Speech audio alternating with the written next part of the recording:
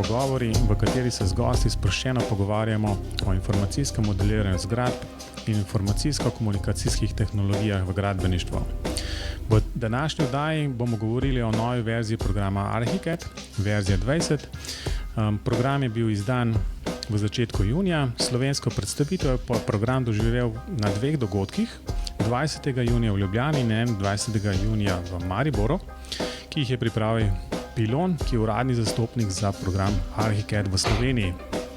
Z vami sva Robert in Matevž.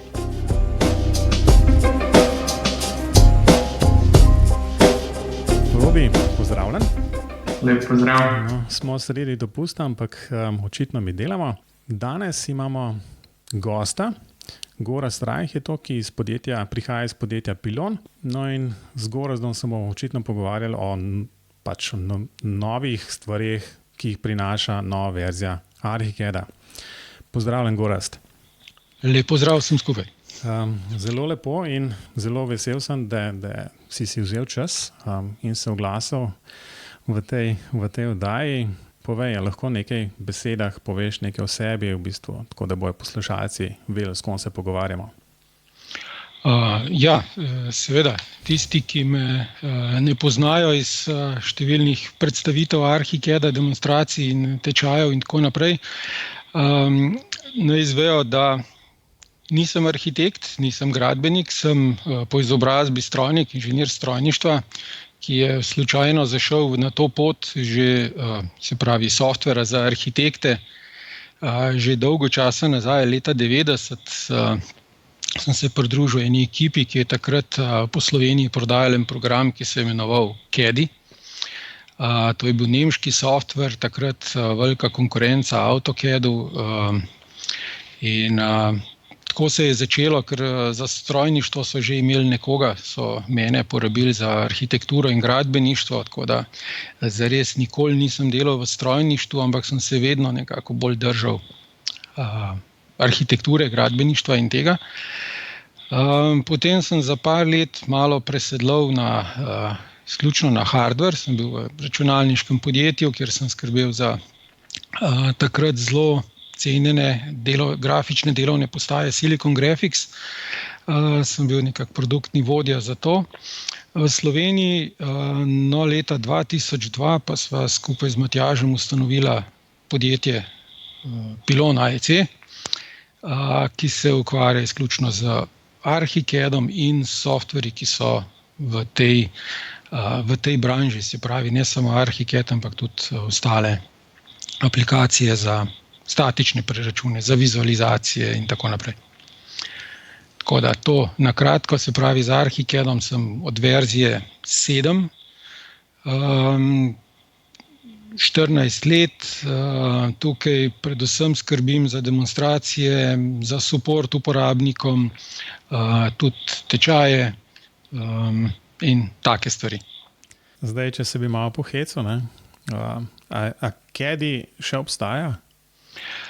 Ne, nemška firma, ta Ziegler Informatics, ki je bila takrat zelo uspešna, to je bil nekako konkurent Nemečku takrat. Nemeček je že takrat obstajal tudi v Nemčiji, vendar je delal prav na delovnih postajah, na Unix delovnih postajah.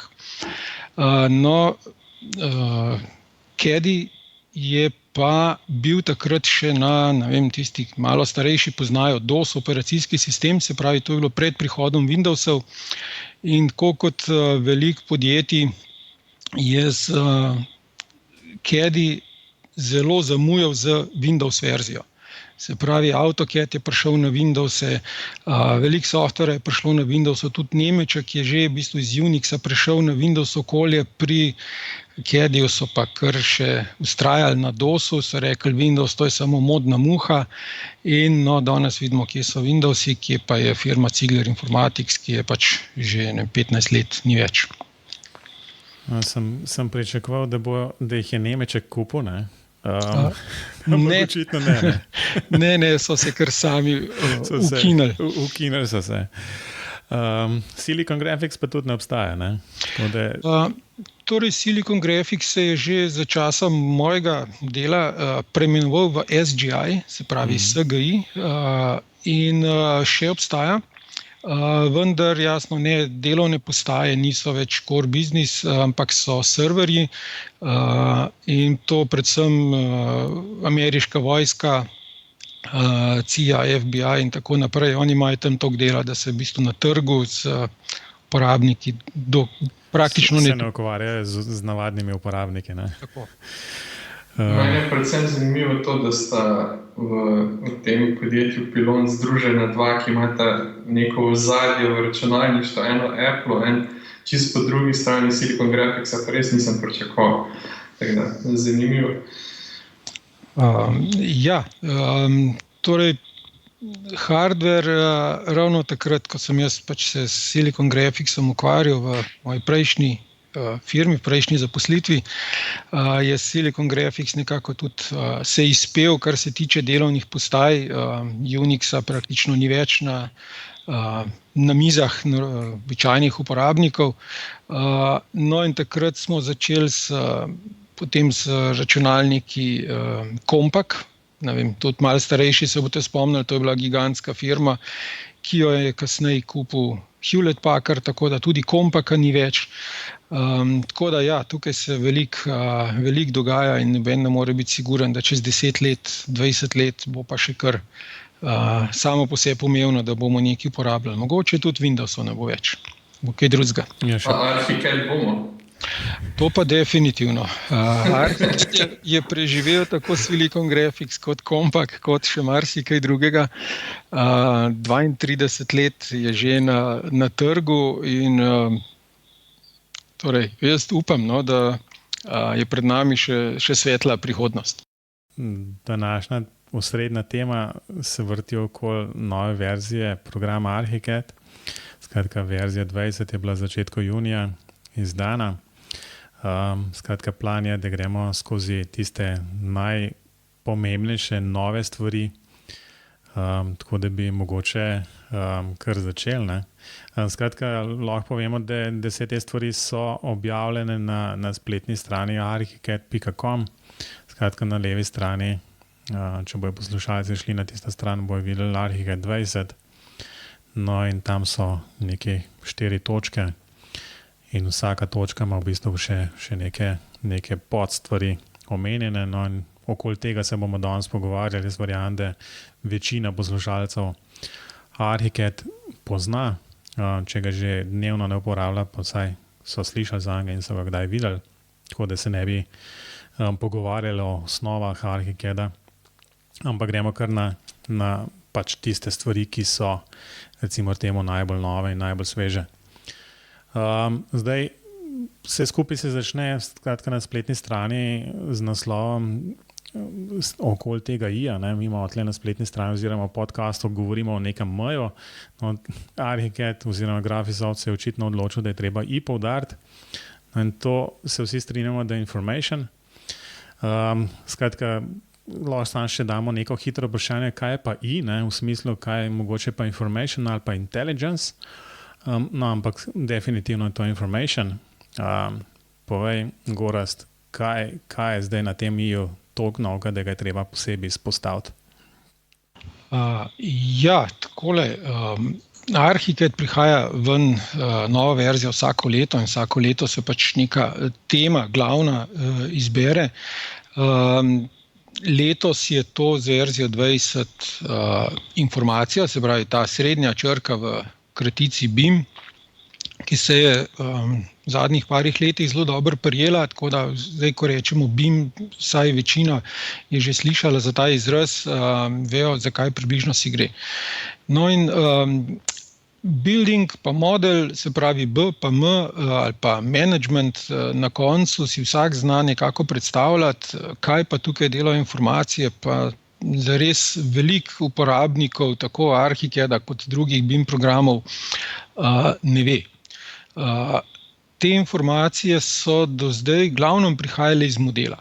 Se pravi, ko mi v kateremkoli BIM programu postavimo nek stol, potegnemo nek zid, ploščo, ogromno informacij o tej plošči je pripetih na ta element, ampak to so informacije, ki prihajajo iz geometrije, iz grafike. Se pravi, zid je toliko dolg, toliko visok, toliko debel, take ima sestave, tako naprej. Skratka, to pride avtomatično zraven k vsakem takem objektu.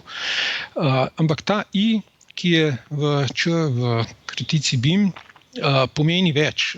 Mi temu zidu lahko dodamo tudi številne negeometrijske podatke oziroma podatke, ki jih vnese sam arhitekt ali kasneje gradbenik ali kasneje, ko pride stavba, ne vem, v upravljanje, če imamo facility management, jih lahko vnese upravnik, lastnik stavbe in tako naprej. Tukaj so podatki od, ne vem, proizvajalca nekega stola, mize do cene, do požarne odpornosti zidu, do, ne vem, če imamo nek prostor, te akustične informacije, se pravi vse, kar ne pride neposredno iz samega modela, ampak mora to nekdo noter vnesti. In te informacije je bilo do zdaj v ArchiCAD sicer možno vnašati, vendar ne tako enostavno in centralizirano, kot je to zdaj uvedeno v verziji 20.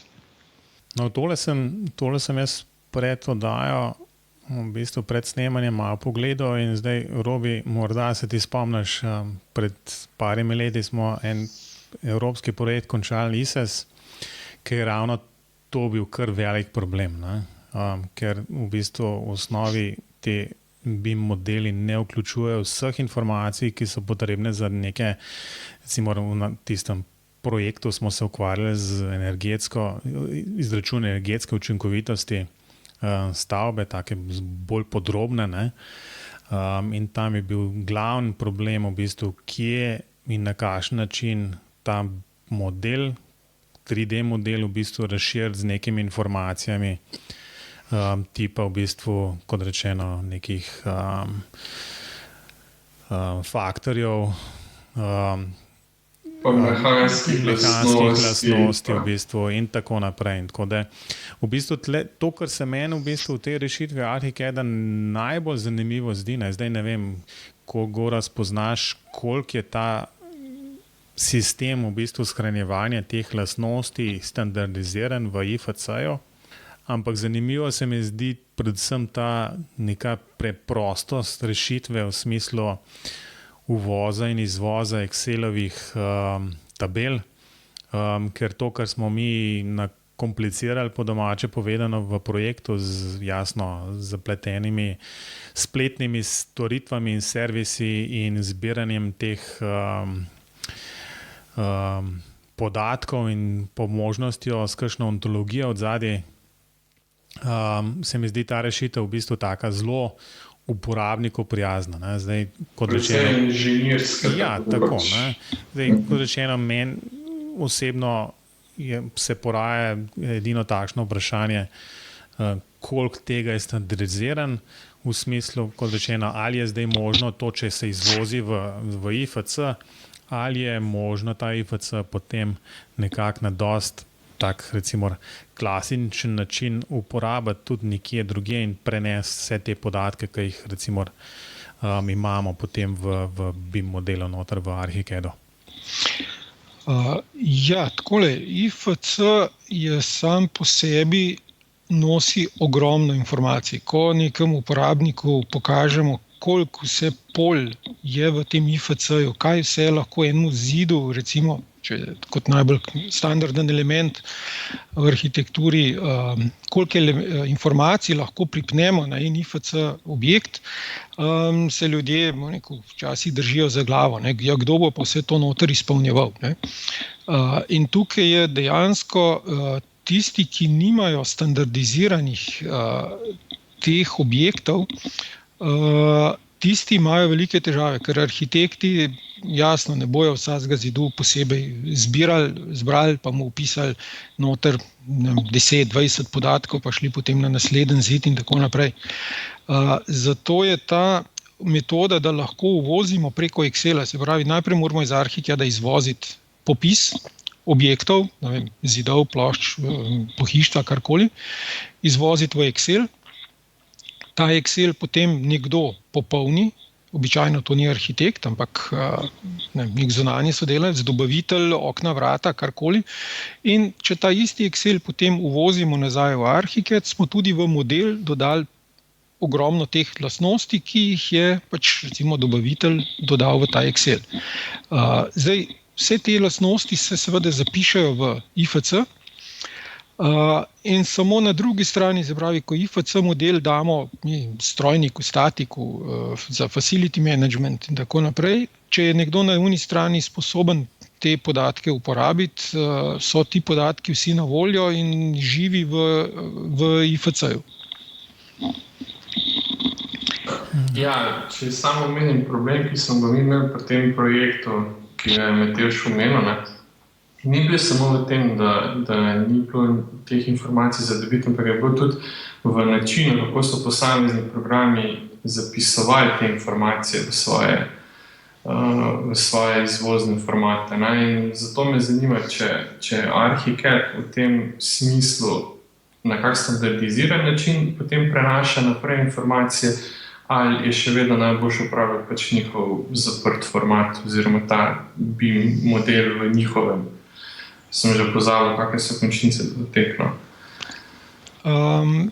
Jaz bi tako rekel, v IFC je ISO standard in informacije, ki z vsako verzijo IFC-ja pridejo, so standardizirane. Točno se ve, kaj in na kakšen način se elementu v IFC-ju dodajo podatki. Zdaj, kako do teh podatkov pridemo, če jih nekdo upiše ali uvozimo z Excela ali karkoli, IFC je standardiziran. Se pravi, če izmenjujemo mi model preko IFC formata, so ti podatki noter. Zdaj jasno, pri vsakem zapisu IFC-ja imamo mi polno možnosti nastaviti, kaj recimo statiku ne bomo pošiljali informacij o energijski toplotni prevodnosti materialov, ampak mu bomo vključili tiste informacije, ki njega zanimajo. Ampak IFC je standardiziran, karkoli je noter zapisano, je po standardu.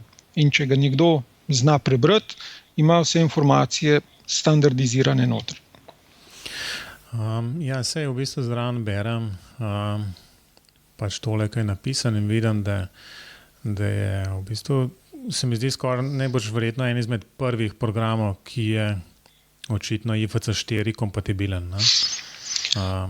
Poleg tega, da vidim, da je zraven še 100% Kobi standardiziran in podpira še neke izvoze in uvoze v bistvu z nekih še celo tistega GBXML, skratka Green Building XML-ja, pa še nekaj, kar sem sploh prvič slišal, to je pa tisti PHPP, a veste, kaj to pomeni?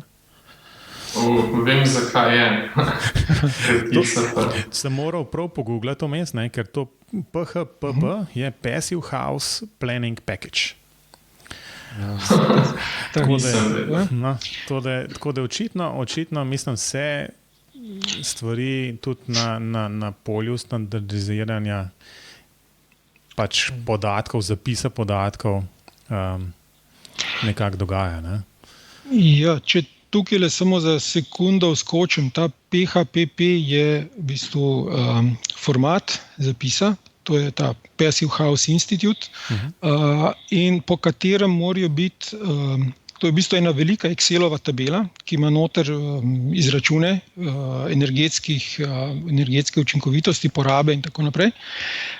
In vsako stavbo v Evropi, ki želi dobiti certifikat, da je to pasivna hiša, mora biti preračunana s tem Excelovim fajlom PHPP.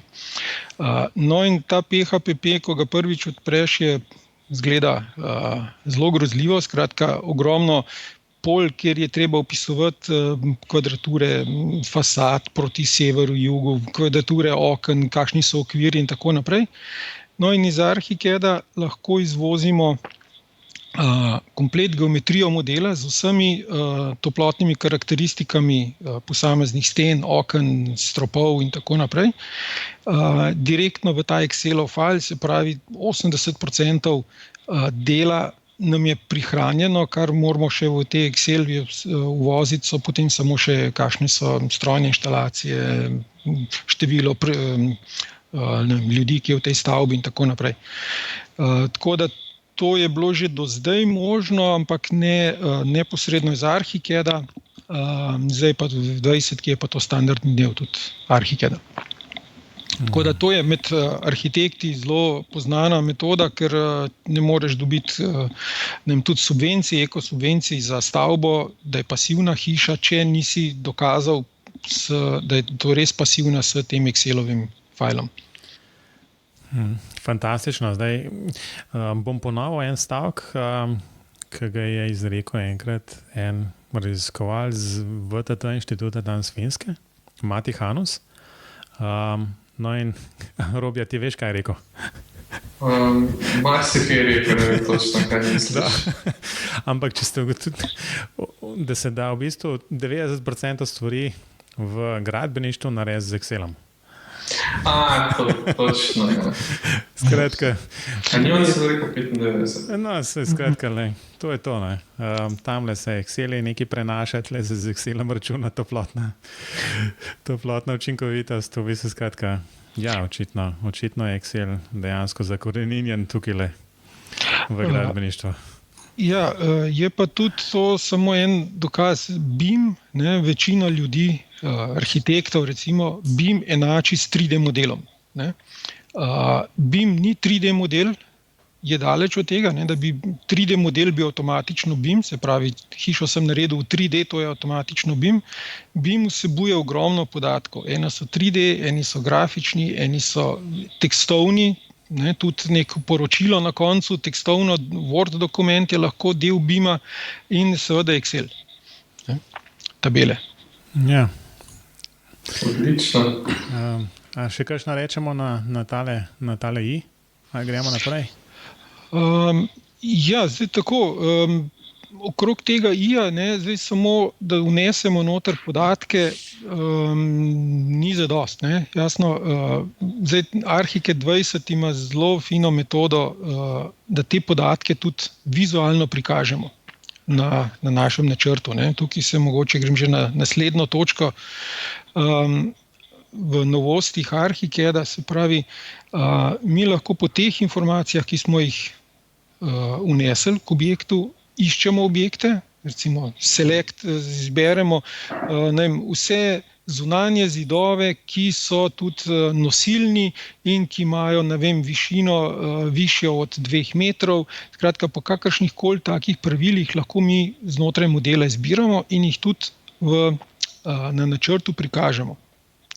Recimo z drugačno barvo. Se pravi, z enim klikom načeloma, ko ta pravila enkrat definiramo, dobimo prikaz nosilnih zidov z rdečo barvo, nenosilnih z zeleno barvo. Potem, damo pravila, da nam pokaže v modelu vsa okna, ki so, kjer je parapet nižji od 90 cm. Tako da te informacije, ki smo jih z muko, bom rekel, ročno ali preko Excela vnesli v model, ne služijo samo same sebi namenu, da zdaj pa to imamo, ampak lahko na osnovi tega tudi spremenimo pogled na naš model in ga zanimivo prikažemo oziroma koristno prikažemo ali za uporabnika, ali za sodelavca, ali za končnega kupca, recimo zgradbe. Ok. Ja, to sem videl. Ja, v bistvu to, mislim, na koncu sploh nisem pomislil, da je to novost. Mislim, da je to v smislu, kot to se samo po sebi razume. Skoraj. Da je ta en tak program, ki prvič omogoča, da vneseš podatke, ti na nek način tudi omogoča, da jih vizualiziraš. Je pa res, da to nekako moraš v nekem 3D pogledu ali pa v nekem pogledu to narediti. Tako.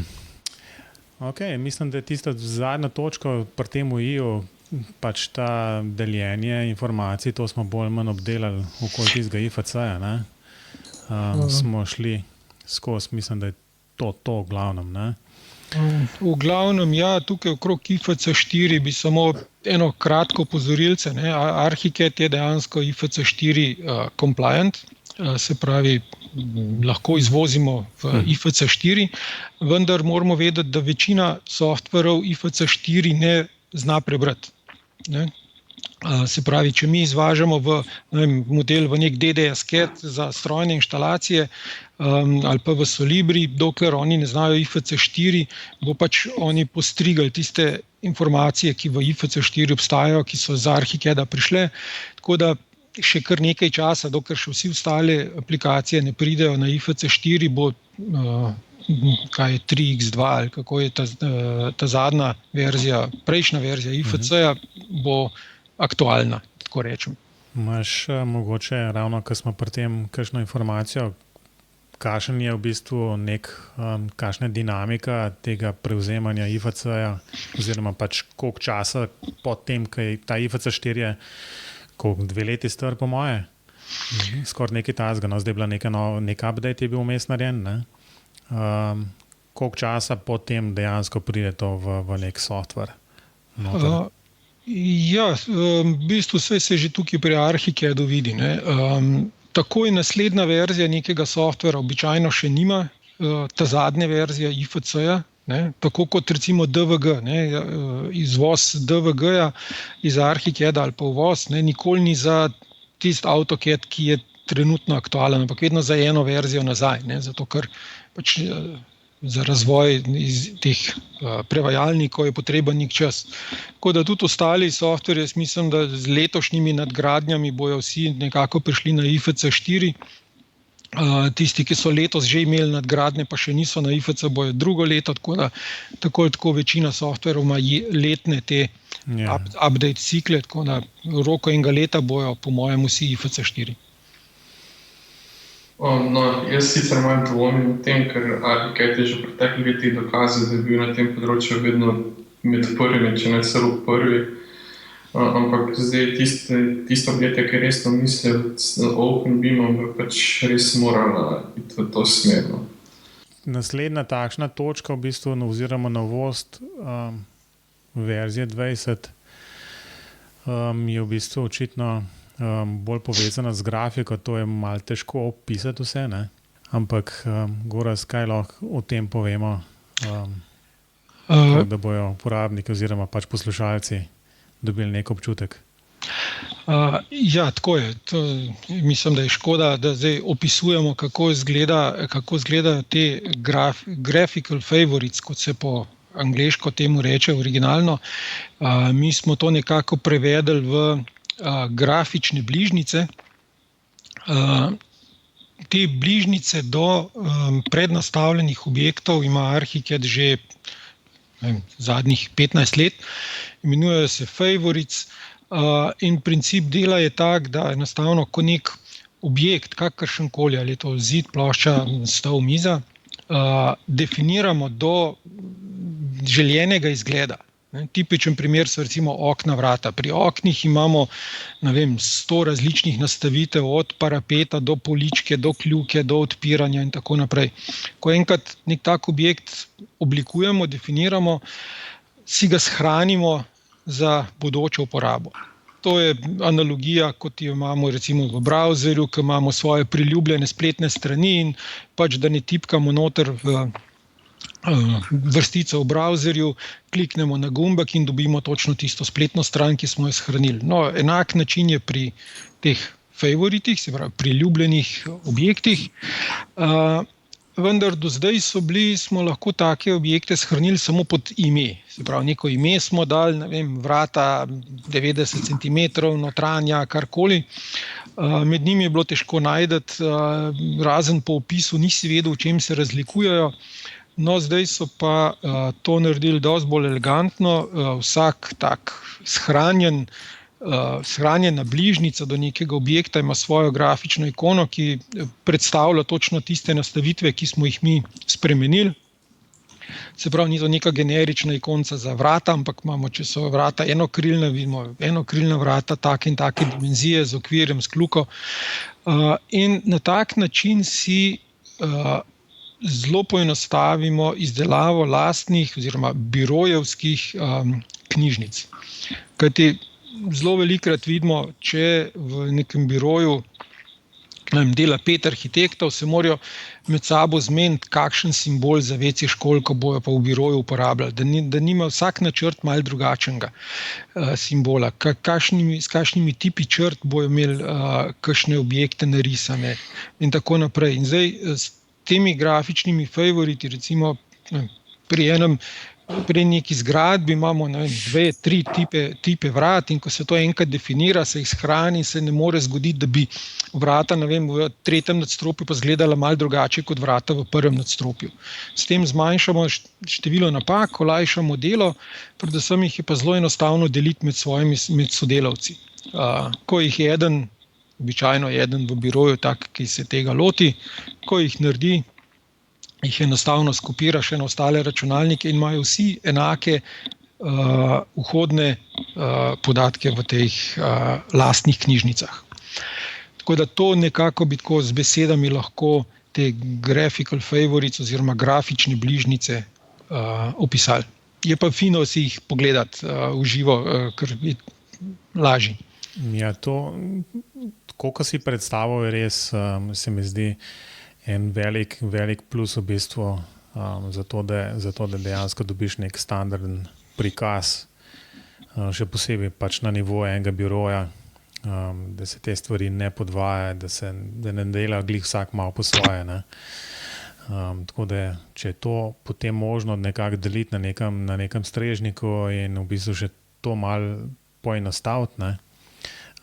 Pač to deljenje, da ni nekega kopiranja in pač zato, da imaš vedno tisto ta zadnjo verzijo, recimo ene take knjižnice, to je pol v bistvu, se mi zdi, kar skoraj že optimalna rešitev. Ne?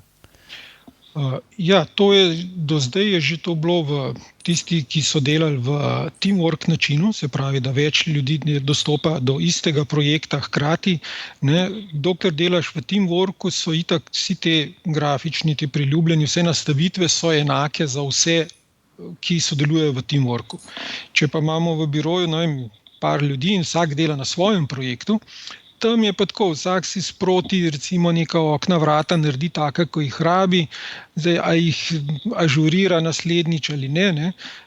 Tukaj je pa potrebno, mislim, je pa tole velika prednost, da te grafične favorite shranimo res na strežnik in vsakič, ko nekdo odpre Archicad, se te favoriti uvozijo s strežnika in so vedno up to date. Odlično. Sliši se res odlično. No, ampak poleg teh grafičnih, kako ste rekel, grafične bližnjice, zdaj ne vem, slišal sem že za izraz priljubek, nekako nam ni ravno všeč, tako da grafične bližnjice, tako nekako smo jih mi prevedli. Ko smo glih pri prevodu, ta stran archicad.com, ravno kar jo prevajamo v slovenščino, tako da bo na voljo tudi v slovenščini, par dni še pa bo, tako da boste potem tudi te izraze bojo vsi lahko pogledali, kako jih mi prevajamo, vsak pa jih bo po svoje. Lahko jaz sam malo skočam tukaj, ker je ravno v slovenščini govora. Zdaj mislim, da je Archicad ima tudi slovenski interfejs. Ali ga ima, ali ga nima? Ne. Ne, nima, ne? Ne, nima. To je za eno tako majhno državo, kot je Slovenija, daleč prevelik, preobsežen projekt in pri Graphisoftu na vsako našo željo, da bi to naredili, kar zmajujejo z glavo. Torej, mogoče se bo kasneje, ko bomo pri ikoncah, Graphisoft ne dovoli, da bi se prevedli menije. Mi bi lahko šli in vse menije v interfejsu prevedli v slovenščino, jih delili z vsakim in bi jih imel pač v slovenščini. Vendar Graphisoft to načeloma ne dovoli, če ni preveden celoten vmesnik, se pravi tudi vse nastavitve, tudi vsi te shortcuti, tudi vse te pomočki, plus help, celoten help. In samo helpa je, mislim, da 15,000 strani, tako da bi lahko, 2-3 zaposlili samo za to. In dejansko v državah, kjer prevajajo software v svoj jezik, imajo 2-3 ljudi, ki samo to delajo.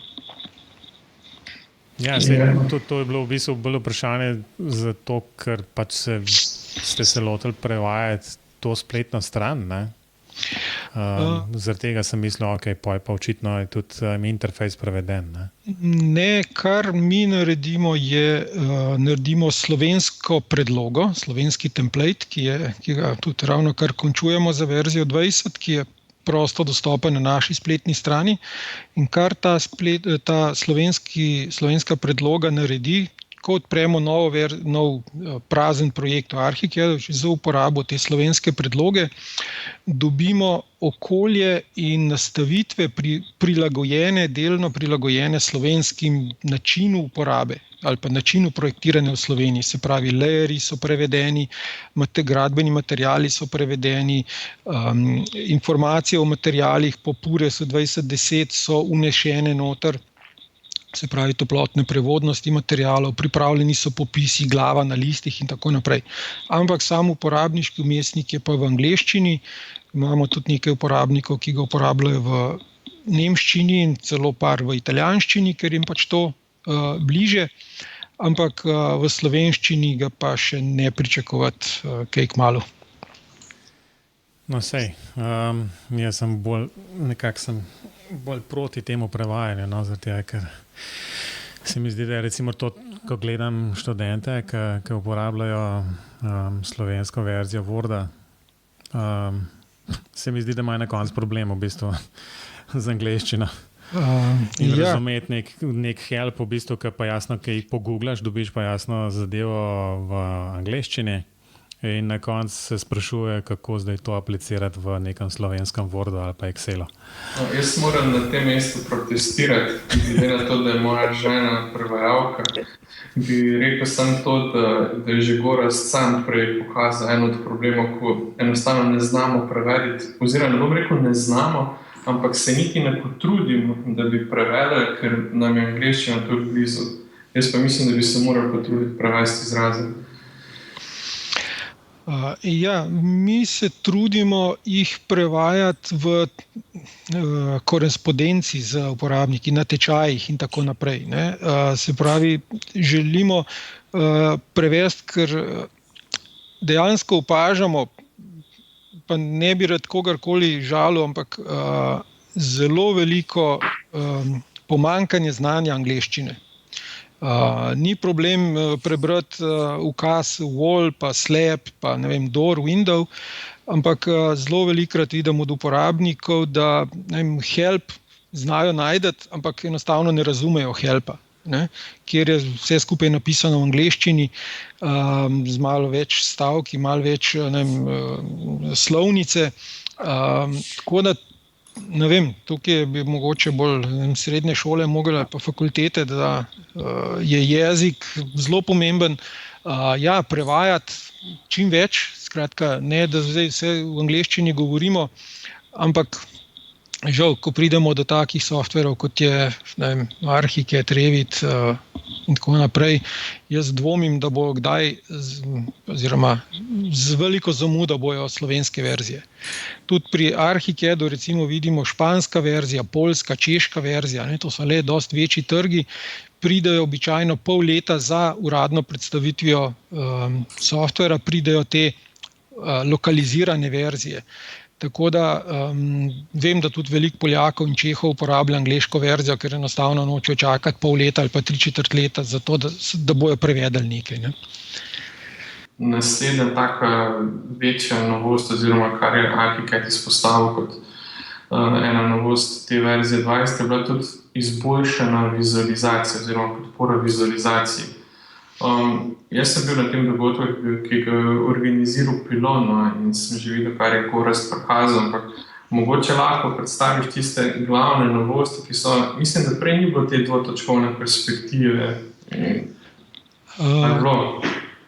Tako je, dvotočkovne perspektive ni bilo do zdaj v Arhicadu, oziroma ni bilo opcije, da si jo vključil ali izključil.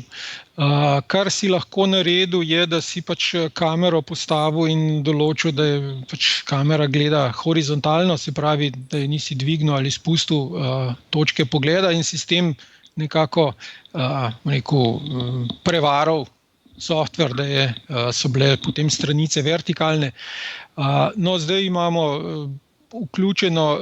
lahko vključimo dvotočkovno, dvobežično perspektivo v kateremkoli pogledu, je pa ta perspektiva aktivna samo toliko časa, dokler ne premaknemo kamere. Tako da tukaj je ena stvar, ki marsikdo ne razume, ampak dejansko dvotočkovna perspektiva je namenjena renderiranju. In mi pač jo vključimo, naredimo render in je to. Za samo delo pa dvotočkovna perspektiva ni tako primerna, zato se avtomatično izključi, ko mi zavrtimo model okrog sebe ali pa kamero. To je zelo podobno kot v SketchUpu. Mislim, da je tako, ja. No, potem ima pa še en čist nov pogon, če sem to si prav zapomnil, za renderiranje. Torej, update je pogona. Že 3 verzije ArchiCAD-a je v ArchiCAD vključen Cine Render pogon. To je enak pogon, kot je v aplikaciji Cinema 4D, ki je tudi v družini nemška. Vendar je vedno v bistvu tak je dogovor znotraj nemškove skupine, da se vedno uporablja ne ta zadnja verzija, se pravi ena verzija rendering pogona nazaj. Zato, ker je pogona sta identična, v ArchiCAD-u lahko dobimo čisto enake renderje kot v Cinemi in zdaj, da ne bi prišlo tukaj do malo odžiranja trga drugemu in tudi zaradi pač razvoja, ker ima vsak software ima drugačen ta cikel updateov, je v ArchiCAD-u vedno ena verzija zadaj.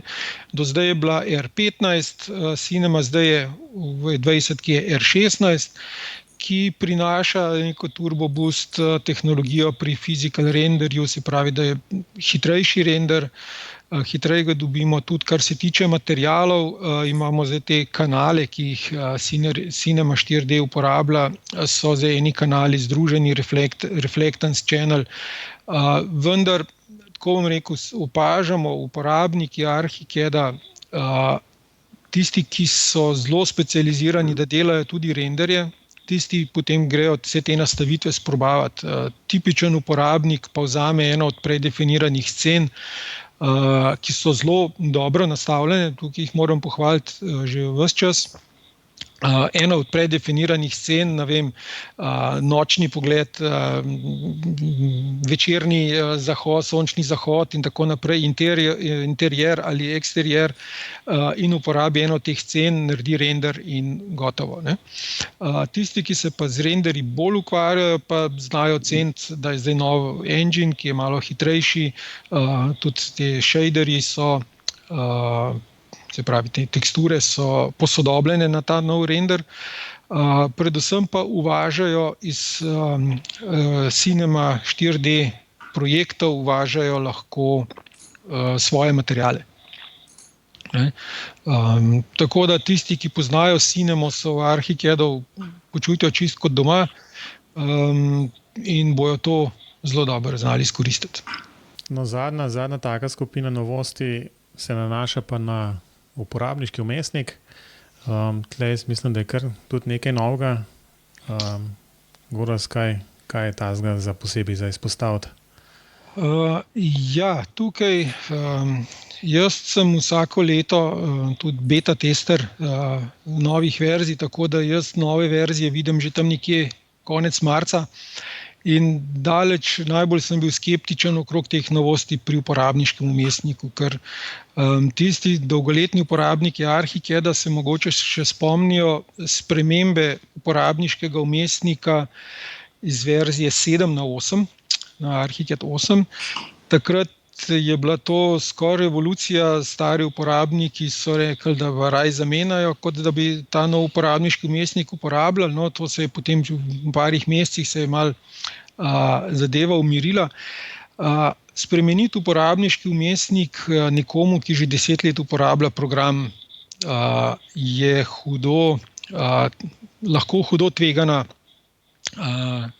tvegana naloga. Ampak to je bilo dejansko treba narediti. Te ikone, ki so bile, niso bile primerne, predvsem za danes novejše zaslone. Predvsem tisti, ki so na Macu, so bili zelo razočarani nad temi retina zasloni, ker jih Archicad sploh ni podpiral. Enostavno v Archicadu so se pač ikonice povečale, ker so to rastrske ikone, so bolj, ko si jih povečeval, jasno bolj zamegljene, so postajale slabše vidne. Predvsem to tudi sodobni zasloni imajo na Windowsih, imamo 4K ločljivost, zelo čiste fonte in tako naprej. In pa ogromno je bilo težav pri tem, da so elementi uporabniškega vmesnika do zdaj v Archicadu so se nabirali skozi leta. Ni bilo konsistentnih barv, konsistentnih oblik, ene ikone so bile 2D, ene 3D, ene črno-bele, ene barvaste. Skratka, tukaj je bilo treba narediti red in vem, da je Graphisoft to na Archicadu delal zadnji 2 leti. Imeli so prav posebno skupino, ki se je ukvarjala samo s uporabniškim vmesnikom.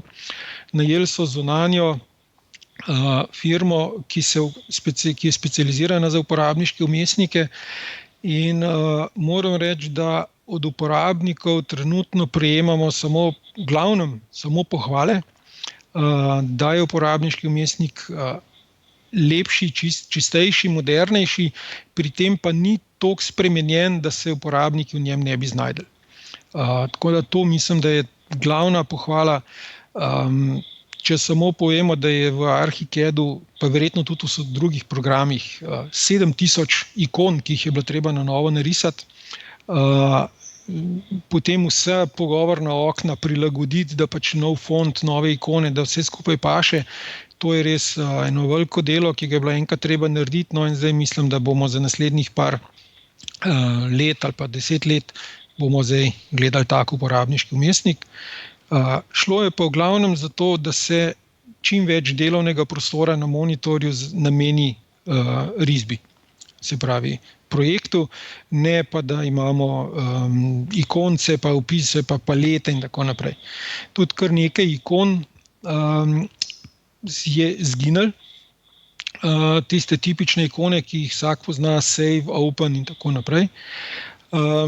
Vsak, ko inštalira Archicad, ga pri prvem zagonu eno pozdravno okence vpraša, ali je pripravljen deliti pač način uporabe Archicada z Graphisoftom. In tisti, ki so tekom zadnjih 5-6 let kliknili tam na yes, da so pripravljeni, vsa njihova interakcija s programom, se pravi ne projekti, da ne bi kdo tukaj kaj narobe mislil, ampak interakcija s programom se je beležila in analizirala zadnjih par let in so ugotovili na osnovi tega, katere ikone, katere funkcije se uporabljajo pogosto, katere se skoraj nikoli ne uporabijo, do katerih ikon je dolga pot, se pravi, kdaj za nek ukaz moraš 4-krat klikniti.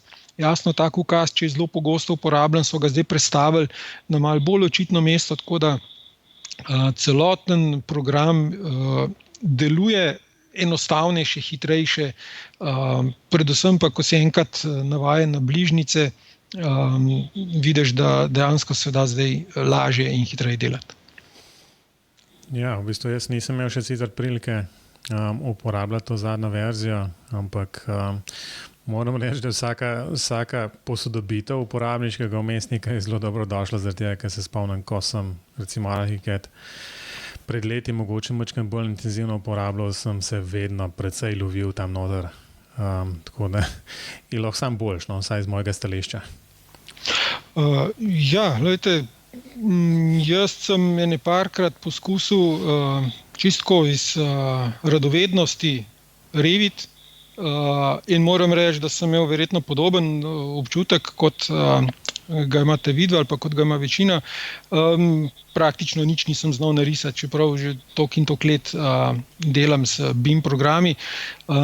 Ja, uporabniški vmesnik je nekaj, na kar se navadiš, je pa tisto, kar najprej, ko ga odpreš nov program, recimo prvič, kar vidiš, ti je lahko všeč ali pa ne všeč. To je, ne vem, tako kot ko kupujemo avtomobile. Eni so nam všeč že po obliki, ne? Potem kasneje gremo gledati, kakšen ima motor in tako naprej, najprej pa gledamo z očmi. Tako da mislim, da je novejši ArchiCAD dosti lepši na prvi pogled, enostavnejši, sploh s temi grafičnimi bližnjicami, enostavnejši predvsem za nove uporabnike. No, jaz bi sam nekaj še dodal, na hitro, da opažam po teh najnih pogovorih znotraj podcasta, opažam, da je tole zdaj Revit, ArchiCAD postal nekaj zelo podobnega kot Mac Windows, Mac PC.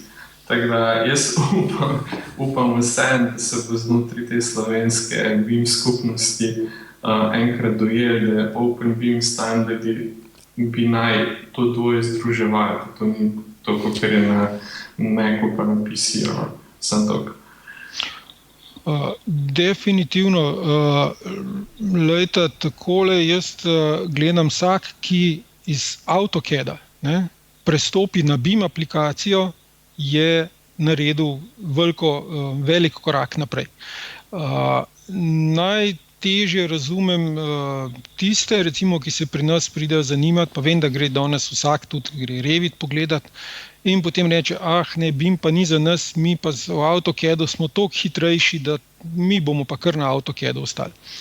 Ne razumem takega odnosa, tako da vsak, če prestopi na BIM, ne na ArchiCAD ali na Revit, mislim, da je za svoj biro naredil veliko. Naj pa vsak zbere tistega, ki je njemu všeč, naj jih predvsem preizkusi. Ne? Ker tista standardna percepcija, da Revit je Autodesk, se pravi, to je samo kupiš drug software, ga inštaliraš in začneš z njim delati, se potem izkaže, da ni tako. Revit je tako daleč od AutoCAD-a, kot je ArchiCAD od AutoCAD-a. Se pravi, preizkusijo naj oba programa, naj pogledajo, kateri je za njih bolj primeren, jim je bližje in se pač ni za enega odločijo. Ja, se strinjam. Ampak v bistvu moram reči, da jaz osebno nisem dobil enega tazga občutka, da je bila neka taka napetost med Revitom pa ArchiCAD-om, oziroma se tudi med Macom pa med Windowsi ni. Ne? Ampak za eno se odločaš, potem pa bolj manj tisto uporabljaš. Ne? Večina tega boja ali pa recimo zbadanja iz ene in druge strani je zaradi nepoznavanja. Zelo redki so uporabniki, ki dobro poznajo ArchiCAD in Revit, da jih lahko nepristransko primerjajo. In vsak, ki je še do zdaj to poskusil, je na koncu naštel polno dobrih lastnosti ArchiCAD-a, ki jih mi z veseljem vsakmu pokažemo in tudi omenimo oziroma jih favoriziramo, in dobrih lastnosti Revita, ki jih tudi mi poznamo in jih pač oni dajejo v ospredje. Tako da tukaj mislim, da vojne ni, mislim, da je BIM že zmagal v tej vojni. Važno je, oziroma najbolj važno bi bilo, da na fakultetah, pravi gradbeni, arhitekturni fakultetah, enostavno študentom v prvem letniku povejo, da 2D risanje ni več. Pravi, ko bojo končali fakulteto, nič ni hudega, če znajo tudi malo AutoCAD-a, ampak danes, ko mi z birojev dobimo odgovor, da saj študente vsi znajo AutoCAD, smo lahko samo začudeni, presenečeni nad tem. Ne? Ja, se strinjam. To je letelo sigurno na najzrobje, oziroma tudi na vse ostale, v bistvu, ker smo študenti bolj povezani, na vsak način je treba, čeprav jaz mislim, na koncu študenti, vsaj te novi, ki prihajajo, so v prvem, drugem letniku, v bistvu že imajo nekak tak občutek, ne, da BIM je nekaj, kar ni nekaj, kar prihaja, ampak je tukaj in to je pač dejstvo in se s tem treba ali na lep ali pa na grd način sprijazniti. Ne? Ali to hitreje sprejmeš, toliko boljš v bistvu nekako lahko delaš naprej. Ne? Ni tukaj letel na kogarkoli osebno. Ne, se nisem mislil osebno. Smo pripravljeni, da gremo na novice in priporočila. Smo. Robi, ština poveda. Ja, z Matevžem imamo vsak daj en sklop, ki smo ga ponovali novice in priporočila. Če ima kdo od najnih gostov kako novico oziroma priporočilo oziroma karkoli bi rad sporočil poslušalcem, mi običajno predstavimo, kakšne zanimive novice pa na kar smo naletela od prejšnje oddaje do zdaj. Tako da mogoče, Gorazd, imaš kako novico, priporočilo, zanimivost? Torej, nisem prav posebej razmišljal, zdaj, ko sem na hitro malo pobrskal po spominu za zadnjih par dni. Najbolj me je presenetila, razveselila ena novica. Firma Nemeček je lastnik tudi, pred časom je kupila firmo Solibri. Ne vem, če ste kdaj s kom že okrog tega govorili, se pravi, Solibri je software za preverjanje BIM modela. Na osnovi IFC-ja in tako naprej, to je skandinavski software, uporabljen praktično po celem svetu. No, ampak novica, ki je, da so najavili integracijo oziroma zopet te prevodi close collaboration, kako bi zdaj to tesno sodelovanje med Solibrijem in Archicadom. Se pravi, Solibri do zdaj je vedno prejemal delo na osnovi IFC fajlov, ampak iz te novice, ki je tako zelo malo meglo zavita, se da sklepati, da se bo Solibri lahko Solibri uvažal tudi neposredno Archicadove modele, kar se mi zdi velika stvar, ker zunaj pri malo večjih projektih, ki praktično ni projekta, ki ne bi vključeval tudi Solibrija. Zdaj, če se lahko IFC-ju tukaj izognemo zaradi iteracij, se pravi predvsem zaradi tega, ker lahko model košiva iz enega softvera v drugega, da bo to kar direkt povezano v Archicadu, pri čekiranju, se pravi modela v Archicadu, se mi zdi to zelo fina zadeva. Bom pa poiskal link na to novico, pa vam jo pošljem, tako da lahko še kdo drug pogleda. Odlično. Super. Moje priporočilo za to oddajo je pa povezano z najnim prejšnjim gostom, ker so oni, njegova skupina, njegovi sodelavci in somišljeniki so končno javno objavili prvi BIM blog s pripadajočim forumom v Sloveniji. Domuje na eni odlični domeni bim.si. Jaz sem malo pobrskal, ene vsebine so prenašene iz enega drugega bloga, so že neke dodatne vsebine, tako da vsem, ki vas zanima, priporočam obisk bim.si. Z moje strani, jaz sem pobrskal malo po internetu in poizkušal najti nekaj blogov, ki so recimo temu bolj blizu Archicadu. Kar nekaj takšnih, tudi nekaj takšnih v različnih jezikih se najde na Graphisoft spletni strani, no te dva, oziroma te tri, ki sem jih tukaj omenil, oziroma to je BIM 6X blog in pa BIM Engine blog in pa še en, ki je Bond Brian Digital BIM blog. Skratka, to so nekako tisti, ki bi jih recimo jaz priporočil, da si jih uporabniki BIM-a, katerega koli programa, še posebej pa Archicada, pogledajo. Stvari so zelo zanimive. No, še posebej na zadnjem je ena takšna recimo zelo zanimiva zadeva, skupina člankov na temo Lego Architecture meets BIM. Mislim, da je teh člankov na to temo nekih 8. Ogromno.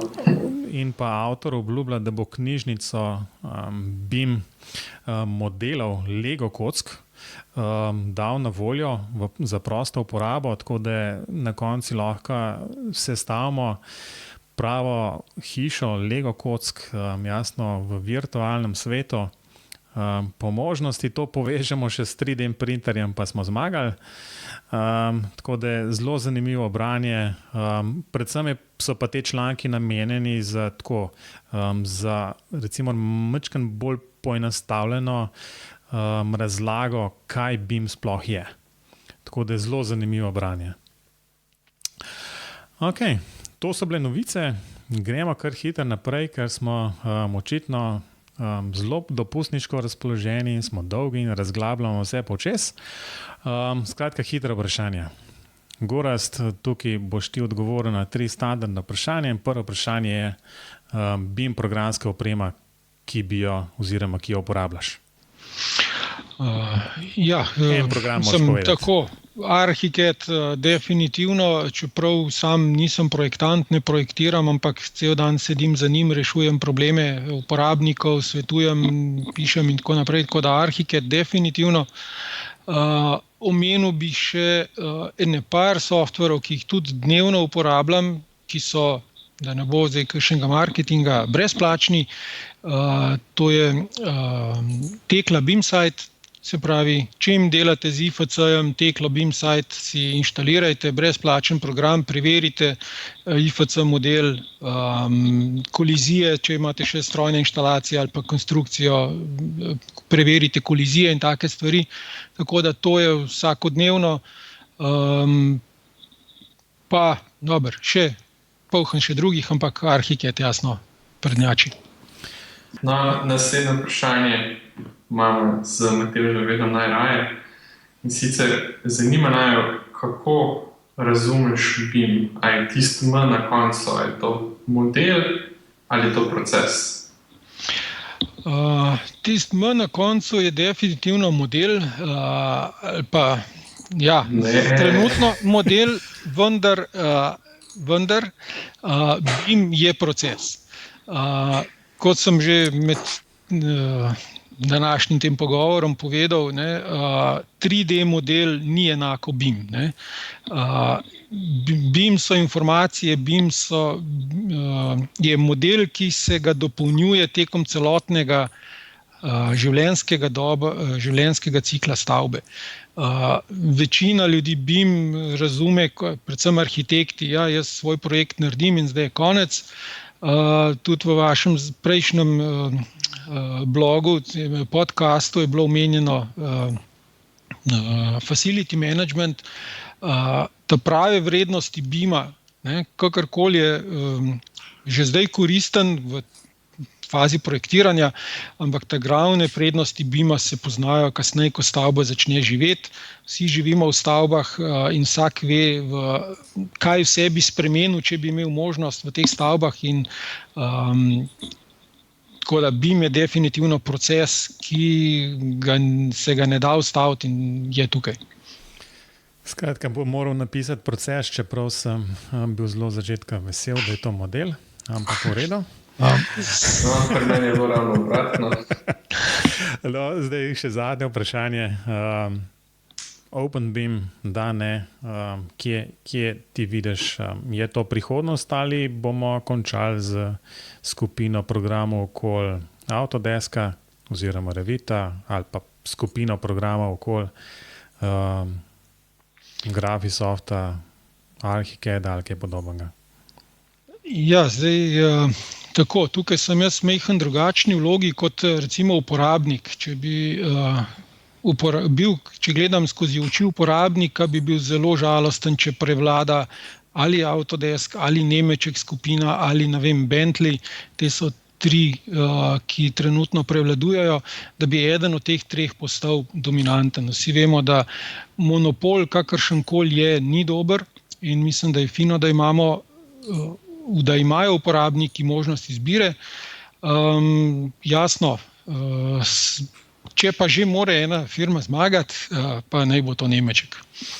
Skratka, kot odgovor, kaj podpiraš oziroma pač mislim tako, ne da podpiraš v bistvu v smislu si za to ali nisi za to, ampak kaj predvidevaš na koncu, kaj se bo zgodilo? Jaz sem prepričan, da je OpenBIM prava rešitev.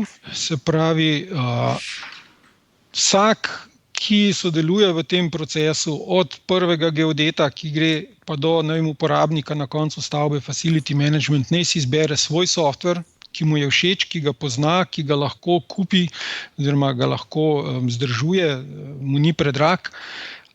In naj samo si zagotovi, da z ostalimi udeleženci lahko si izmenjuje model. Se pravi, trenutno je to IFC, ne vidim daleč naokrog ničesar drugega kot IFC, ki bi bilo to možno, ker čim imamo mi neko zaprto okolje, potem mislim, da bomo na koncu vsi na slabšem. Se pravi, OpenBeam definitivno tukaj, zdaj. Ok, odlično. Mislim, da smo kar proti koncu oddaje. Skratka, za konec, Gorazd, kakšna napoved, objava, kje te lahko poslušalci najdejo, kontaktirajo?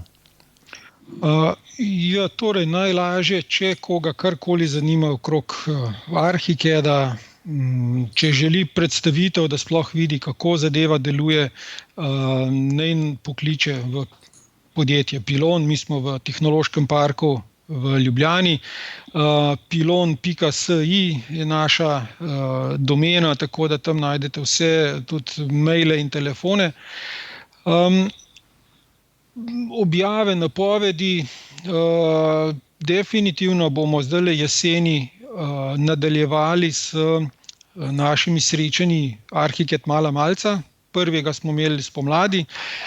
Zelo verjetno bo ta Mala Malca ratala kar velika malca, ker bo pretvorjena v Archicad Akademijo, ki jo organiziramo vsake 2 leti. To bo dogodek verjetno nekje oktobra, datumov še ni, ampak bomo objavili, ki ni tako strogo vezan na Archicad. Tukaj ni, da kažemo funkcije, kako se z Archicadom dela ali pa kakšne tečaje, ampak Archicad oziroma BIM v praksi. Kar nekaj zanimivih sogovornikov oziroma predstaviteljev iz Slovenije in iz tujine imamo že nekako osnovne dogovore narejene, tako da bo to en celodnevni dogodek, ki ga bo vredno obiskati. Ne samo za Archicad uporabnike, ampak tudi tiste, ki se odločajo, ali končno iti z 2D na BIM ali ne. Pred oddajo smo se nekaj pogovarjali, če te lahko spomnim. Nekaj smo rekli, da bi za poslušalce naredili. Jaz sem ponudil čisto sveže majčke. Imamo sicer samo v eni velikosti, moški in ženski, se pravi z motivom Archicad 20, tako da kar lahko javno rečemo, tisti, ki se prvi, lajka ali karkoli potrdi svojo navdušenje nad temi podcasti, pa se oglasi pri nas, bo dobil majčko, moško ali žensko, ne glede na spol. Odlično. Robi, povej, kje in kako te kontaktirajo poslušalci? Mene še ni težko najti. Če me kdo želi kontaktirati, najlažje pa, da v Google piše Robert Klinc in mislim, da prve 3 strani so moje. Nisem pa gozdar. V redu. Tudi moje informacije so takšne kot vedno do zdaj. Skratka, najlažje kar na matevždolenc.com. Tam boste našli tudi link na pogovore. Skratka, BIM pogovori so pa na spletu bimpogovori.si. Najdete nas pa tudi na Facebooku in Twitterju, tako da bomo zelo veseli, če boste kaj polajkali, kaj napisali na Twitter. Tako da to je za danes vse. Gorazd, res najlepša hvala, da si se sredi poletja vzel čas in čas za tole oddajo. Tako da upam, da boste imeli veliko pozitivnih informacij oziroma pozitivnega feedbacka na Archicad 20. Hvala za povabilo. Adijo. Adijo. Adijo.